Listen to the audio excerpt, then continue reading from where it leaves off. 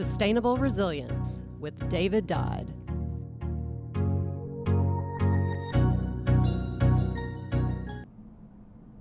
Welcome to Sustainable Resilience. I'm your host, David Dodd. It's my distinct pleasure today to have a very special guest, my dear friend, Mr. Bruce May. Bruce has his own show called Growth Solutions, and we're going to talk about what's happening with the International Sustainable Resilience Center and what is happening with Bruce these days. I think we wanted to just catch up with what's going on with your work with the public-private partnerships. So what's new in that world? Well, there's a lot of things happening, of course, and as we all painfully know, COVID-19 has turned the global economy upside down. Specializing in economic resilience and economic recovery, we immediately took a look at how these changes, these massive changes that are being dictated by COVID-19 are changing the economies around the world, and most importantly, what is needed to adapt to those changes. Because resilience really is another word for adaptation, so it's adapting to the challenges that are being given to us in any situation, whether it's a natural disaster, man-made disaster, or a pandemic such as COVID-19. You know, you've done a lot of work with other national disasters and hurricanes, tornadoes, tsunamis, but this is the first time we've really had a major pandemic. We've had some pandemics, but none of them were anywhere close to this extent. The closest thing to this was the Spanish flu back in 1918, so, over 100 years ago. And the world was quite a different place then. Now, with global trade and with global transportation, things like COVID-19 can spread much more quickly and much more devastatingly than even the Spanish flu, although it was obviously very devastating. But what we've done, Bruce, is we've taken a look at what are the physical changes that need to be made, the changes in what we call the built environment. Everything from schools having to be larger to accommodate social distancing, to obviously hospitals and healthcare, the real transformation of businesses and daily life to digital. We all live digitally now, and what do we need to do to adapt to that, and especially the economies, what do they need to do to adapt? Manufacturing, distribution, all of these things are going to require substantial changes. Facilities, equipment, the way people move, transportation of goods and also of people. So we looked at all that and we documented somewhere in the area of $10 trillion that will need to be spent on infrastructure and systems, and that includes buildings and facilities, to adapt to this around the world. That's a huge order, of course. So we worked on developing a way to attract investment dollars from the private sector. Again, public-private partnerships are dependent upon private sector investment. So we looked at how we could accommodate the risk factors inherent in that, and hopefully lower the risk through a variety of mechanisms so that the private sector can be enticed to invest in these types of projects and make a decent return, as well as helping, again, this really unprecedented situation. I don't want to put you on the spot, but I'm just curious. So how COVID-19 is playing out is different in every industry sector, and I know you've identified 9 sectors that you've been looking at. Can you give us some examples of some public-private partnerships, and whether it would be globally across all these sectors or it might be individual to certain sectors that people are thinking about trying to get some serious investment into right now? Yeah, and of course healthcare. Let's just start with healthcare, because that's the obvious one. Yeah, that's the obvious one, and the need is massive. And even in the U.S. now, they're talking about, we've had, as we sadly know, somewhat of a resurgence in COVID-19 cases, and there are healthcare facilities in some of the less populated states like North Dakota that are just completely out of room. So, we're hoping this goes away, but we all know that even if this is able to be treated with vaccine, the door's been opened now, and we are subject to more of these. And so we need to be prepared, and healthcare facilities in particular need, much more emergency room and intensive care space. They're going to need much more personal protective equipment. They're going to need much more, many more ventilators and all of those different adjustments that need to take place. And, those can all be accomplished through public-private partnerships. Many healthcare facilities around the world, even in the U.S., there are many healthcare facilities that are publicly owned. So attracting private investment, both direct investment in the facilities and goods that are going to need to be made, but also concessions, which are operating agreements, where the private sector comes in and takes over operation with the hope of operating the facilities, more cost effectively. And those are all things that are going to being looked at right now. Not going to be looked at. They're being looked at right now. Yeah. But even in areas such as, again, information technology, increasing broadband access has become increasingly critical to accomplish the world. And so looking at innovative ways to structure public-private partnerships to address, that, and that impacts everything else. Talk about medicine. Well, telemedicine could reduce some of the load on the medical facilities by treating people, when it's possible at home. Right. Telelearning, education, again, until schools can expand to allow classroom learning, which is what we all want, but, schools are going to need to be greatly expanded, and until then, we need, bandwidth in the home for these students, for these children. So all of these needs are significant, but again, using public-private partnerships and implementing the people first principles, which is, Bruce, is very important, which attempt to emulate the Sustainable Development Goals in providing equity and fairness, transparency, sustainability and resilience, and also fit for purpose and viability, are all really critical, especially today when we look a lot more at the way people are included or not included throughout society. And that's not just here, that's around the world. So we're really trying to meet this challenge head on and meet it in a way that is equitable and fair, but that also provides real solutions, because we have a real problem, and we're becoming more and more aware of that. Yeah, right. So I know you're work closely with United Nations Center for Performance Excellence, or for excellence in PPPs.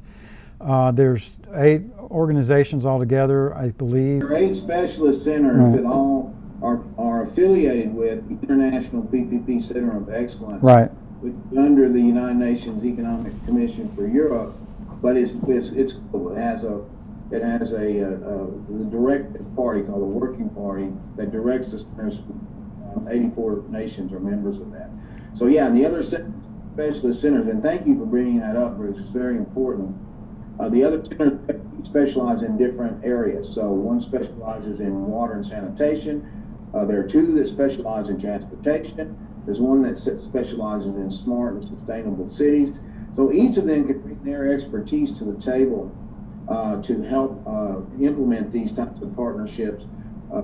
There's one in Japan that deals with building capacity, which is critical, that we build capacity for local and regional, provincial, state, as we say in the United States, governments to be able to effectively implement these, because we can't do all needed. I mean, there are hundreds of these that are needed to be implemented around the world. So we can build capacity for local and provincial and national governments to do these things, all the better. Right, but resiliency is really kind of ties it all together, doesn't it? So that your organization specifically plays an important role when you start looking at something like COVID-19. Yeah, the adaptation, resilience, again, resilience and adaptation are really interchangeable because to be able to better withstand a destructive event, and that's the standard definition of resilience, you have to adapt. And you have to be able to do the things that you need to do to best cope with that situation. Right. So, yes, we recognize that we play a very important role. We're very humbled by that, but we're also very, very determined to move forward and implement this multifaceted approach where we're utilizing multilateral organizations such as the World Bank and regional development banks, the World Association of Public-Private Partnership Units and Professionals, which is the industry standard association, to really move in a bold manner in putting together as many of these successfully that can start to make change happen. I know a lot of the changes and the adaptations are occurring organically as people just try to figure out, how do they adapt on their own.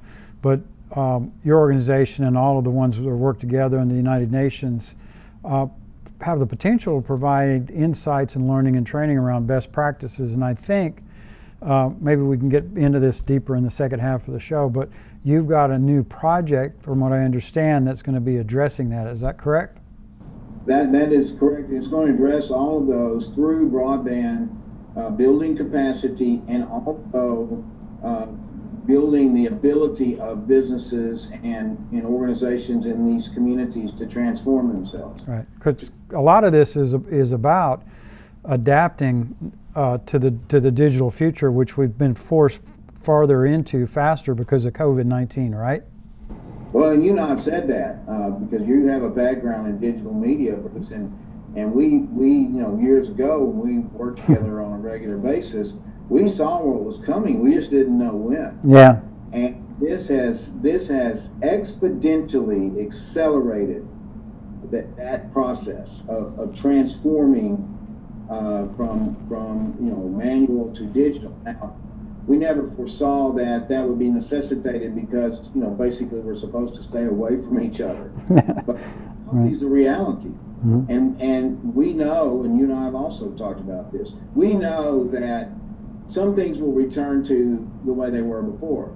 But I think that digital communication, I think that digital learning, digital medicine, digital purchasing of goods and services, to a great extent is going to stay. And in fact, I just heard yesterday that the company Dropbox, which is famous for cloud, one of the early cloud computing services that would allow you to store documents in the cloud, they basically said all of our employees, they all want to work from home. We're just going to tell them to work from home. Yeah. So that those have ripple effects, Bruce. Because if everyone, and not everyone's going to, let's make that clear. There's still companies and organizations that want people in the office. But for those that don't, that's going to create ripple effects in the office space, in services, anything from, cafes that operate within office buildings. And all of these things are going to need to be adapted. Now, what we are seeing on the other side of that coin is a vast ramping up of online commerce, right? So take a shopping mall, and you're going, oh my gosh, every shopping mall in the country is going to close. Well, they may close, some of their retail stores may close, but guess what? You have an Amazon that comes in, or another electronic retailer that comes in, and they need warehouse space. So you convert part of that mall to warehouse space. Yeah, and I've heard that Amazon is thinking about buying some of those malls themselves. So yeah, they are. Yeah. They are. In fact, they've announced a couple already. And so, we underestimate our innate ability as a species to adapt. Yeah. And it's not always, pleasant. When we went from horses and mules to cars, the buggy whip manufacturers had a pretty tough go of it. In the manufacturers. But a lot of those did what? They adapted to producing automobiles and automobile parts. So we have to think of this transformation in that way. And certainly we we didn't want this to happen, but it has, so let's deal with it, and let's find ways to creatively adapt, just as we always have as human beings. Well, tell us, before we break, tell us the name of this program initiative, and then we'll get into it on the other side of the break. What is it called? Yeah, it's called Imago, and Imago is a word that means to take action, to move quickly. So we thought, what better word than Imago to describe this project? And it's going to be in Mexico for a variety of reasons, and we'll get into that if people stay tuned and watch the second half, because it's really that we understand we have to move, we have to act quickly. And this is about digital transformation, which we discussed, and helping at least 250 businesses in a municipality in Mexico transform themselves to digital, and along the way helping community organizations, community institutions such as education and healthcare also adapt. Okay, well, let's go ahead and take a break, and we'll be right back after these messages. Man-made and natural disasters are taking an increasing toll on the world's population, affecting virtually everyone in every country around the world. Floods, hurricanes, wildfires, earthquakes, plagues, famine, population displacement, and added to that list, the latest man-made form of disaster, cyber attacks. Disaster recovery includes economic recovery, rebuilding clean water and sanitation systems, along with commercial and residential buildings and homes, transportation systems, also restoring education, health, and social services. But much more is required. We have learned that disaster preparedness is not enough. We have to go further, creating sustainable infrastructure, communities, and economies so that affected regions can bounce back more quickly, providing relief services in a timely manner, restoring infrastructure and jobs, and minimizing the impact of all forms of disasters on people's lives. For decades, we have depended on the public sector to come to our rescue. But in the face of record-breaking damage, that path is no longer sustainable. A new method of making places more sustainable is required. A new path must be created. The International Sustainable Resilience Center is creating that new path. The ISRC helps nations achieve this goal by developing private-public partnerships that help reduce the negative impacts of disasters. The center provides the framework to build sustainable economies and offers expertise in best practices and innovative approaches to help structure resilience-based public-private partnerships. The IRSC also helps integrate resilience and sustainability into all public-private partnerships through globally recognized expertise and experience. The ISRC has the potential to be a catalyst for realization of most, if not all, of the United Nations' 17 Sustainable Development Goals.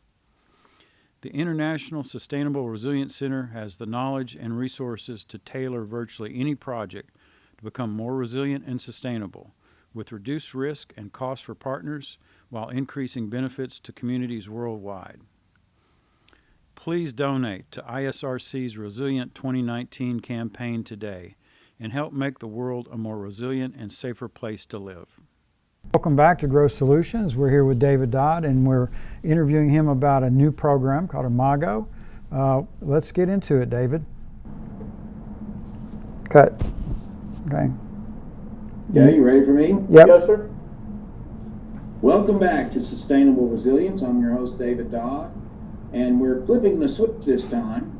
Bruce May, who's a dear friend and has his own show, Growth Solutions, is interviewing me about the adaptation to COVID-19 and an exciting project initiative that my center is launching, the International Sustainable Resilience Center in Mexico. Yeah, well, thank you, David. So we talked a lot about the impact of COVID-19, which is driving a lot of the thinking and actions going on today in your world. But Imago is fascinating. So this is a program that addresses specifically the digital transformations which have been pushed forward faster because of COVID-19. So how is this program going to work, and what's it going to do? Well, it's a really unique program, and as you know, Bruce, we've talked about this in the first segment. My center specializes in public-private partnerships to enhance resilience. So, in looking at that and looking at this broader initiative, to do a pilot project that could show the value of this transformation and the value of using public-private partnership. So what we did is we created two separate supporting initiatives. And the first is called Imago, which is the Digital Transformation Initiative. And what we've done is we've identified an internationally known specialist in digital transformation, partnered him with an organization, a nonprofit that also specializes in digital transformation on a broader scale. And we are going to choose between 200 and 250 businesses in a city just outside of Mexico City, in the state of Mexico. Mexico has the country of Mexico, the city of Mexico City, and the state of Mexico, and they're all separate. But the state of Mexico, there's a community of about 500,000 people, Tijuchan, that has been chosen to be the initial community. We're really excited to be working with them in identifying businesses that want to transform their business model, and then bringing in specialists to help them do that. So it's a very hands-on situation, but in the process of doing this, and this is really important, we're going to build out a platform that businesses around the world can use, obviously with some assistance from some expertise, but the platform can be used as the template for them to transform themselves. So we're really excited about that. We're going to result in a new product, a new way to help businesses do this that can be used anywhere. So the key really is for the businesses, from their point of view, is to get up to speed with digital technology and best practices, which are to some extent universal and ubiquitous, but then there's also, in some cases, they're industry specific. So are you going to be addressing and measuring metrics associated with that expertise directly with each business? We have two measurement systems. We have a measurement system that shows the progress that these businesses are making, and we have a specialist who's going to be implementing that as the transformation. And very important, Bruce, is not only industry specific, but country and culturally specific, because different countries have different norms, different ways of doing business, and you have to be sensitive to that and help those businesses transform in a way that they'll still be user friendly, they'll still be customer friendly. And the word transformation has a lot of meaning here, because literally going from Sears, God bless Sears, they're gone now, but Sears, where people walked in and bought something, if they're in retail, to Amazon, where everything's online. And maybe some of these businesses will become suppliers to Amazon and others, others in that space, Alibaba and others.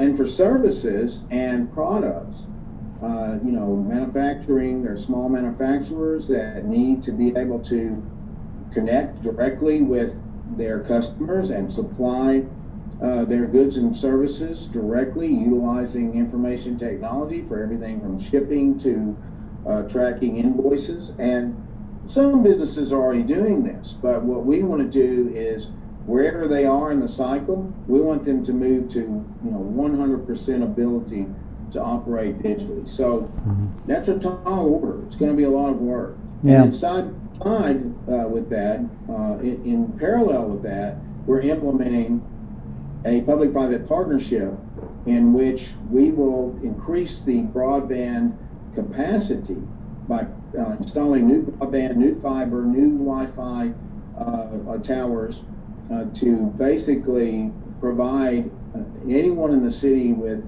the broadband that they need to be able to do everything from work from home to have their kids go to school online. It's all interconnected too, Bruce. And right. So doing the public-private partnership is absolutely important, because you can do one or the other, but if you don't do both, you don't have both the capacity and teach people how to use it, then you're wasting your time and effort. Right. So we're doing this in parallel. It's going to be a year-long project. It's not going to happen tomorrow.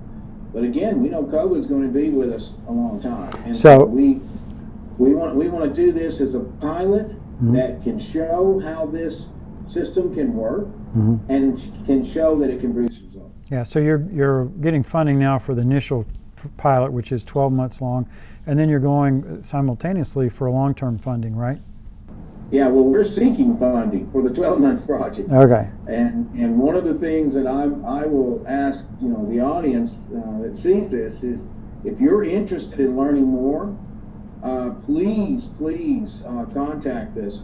The total budget for this, Bruce, is substantial. It's $550,000. But just for the first year.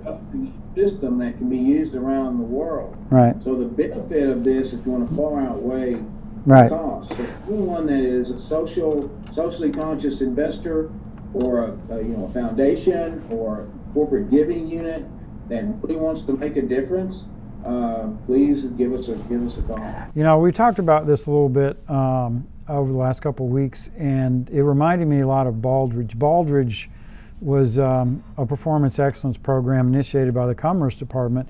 One of the big differences, though, with Baldrige and what Imago is in their approach is Baldrige could not be prescriptive, and I felt that was always a big handicap.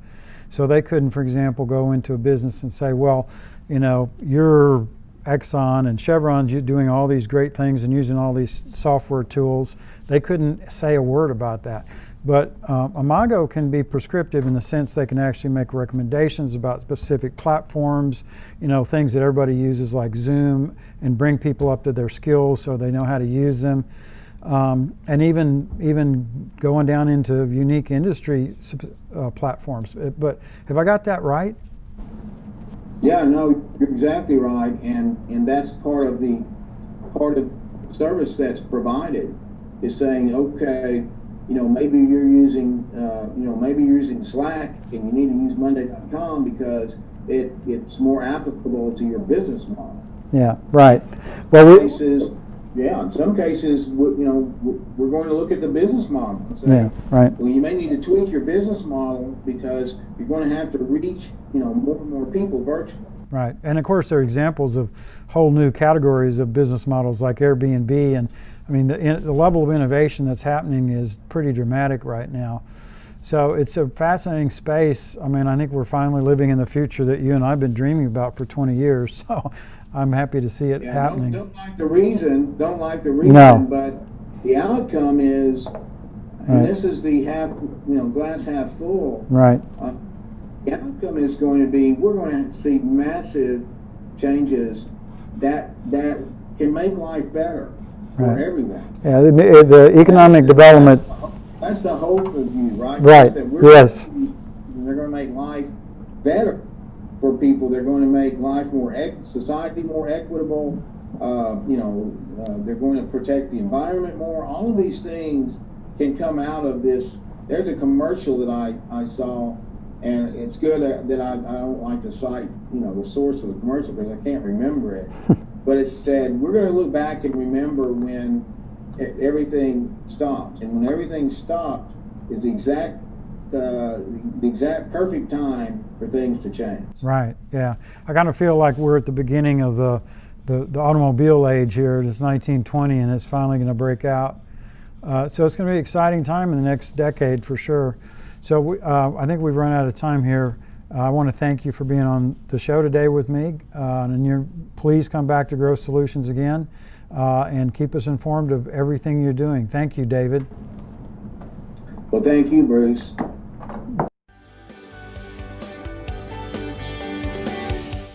And thank you so much for your time and attention. We really appreciate you. And remember, resilience starts with you.